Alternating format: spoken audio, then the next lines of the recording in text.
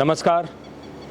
देखिए, जब जब त्यौहार आते हैं एक नेगेटिव प्रचार चालू हो जाता है कि हमारी जो परंपरागत चीज़ों से बनी हुई जो मिठाइयाँ हैं वो अच्छी नहीं हैं। और मैं ये मानता हूँ इसके पीछे भी, दुष्प्रचार के पीछे भी बहुत सारे लोगों की अपनी कल्पनाएं होती हैं। कुछ हद तक ठीक भी रहता है, लेकिन हमें समझना चाहिए कि हम जिस देश में हमने जन्म लिया है, हम यहीं खोए की मिठाई खा करके बड़े हुए हैं, हम यहीं देसी घी को खा खा करके यहाँ तक पहुँचे हैं, हमारी संतानें यहाँ से आगे तक बढ़ी हैं, तो क्यों ना हम अपने देसी खान पान पर ही भरोसा करें। लोगों ने बहुत दुष्प्रचार किया। आज से आप देखेंगे अगर 30-40 साल पुरानी वाली घटना को, तो डालडा और रिफाइंड के लिए कितने ज़बरदस्त ऐड आते थे।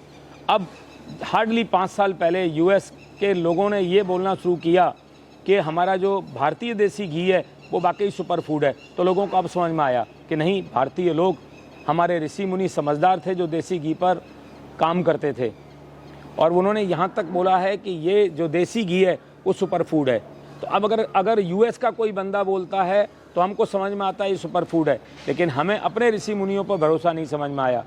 तो हम अगर आज देखें, जो हमारी मिठाई है वो देसी घी से बनी हो, हमारे दूध से बने खोए से बनी मिठाई हो, वो हमारे लिए बहुत सुंदर है और हमें उस पर काम करने की ज़रूरत है।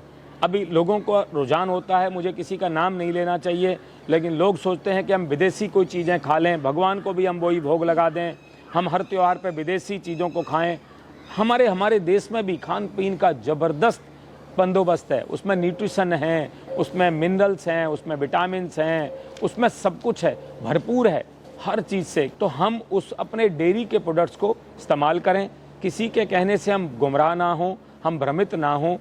जिस देसी घी और देसी दूध दही इसके खान पान से हमारे पूर्वज यहाँ तक पहुँचे और वो कभी बीमार नहीं होते थे, उनको शुगर नहीं थी और उनको ब्लड प्रेशर नहीं था, उनको थायराइड नहीं था, वो 100 साल की उम्र में तंदुरुस्त रहते थे, उनके घुटनों में दर्द नहीं होता था।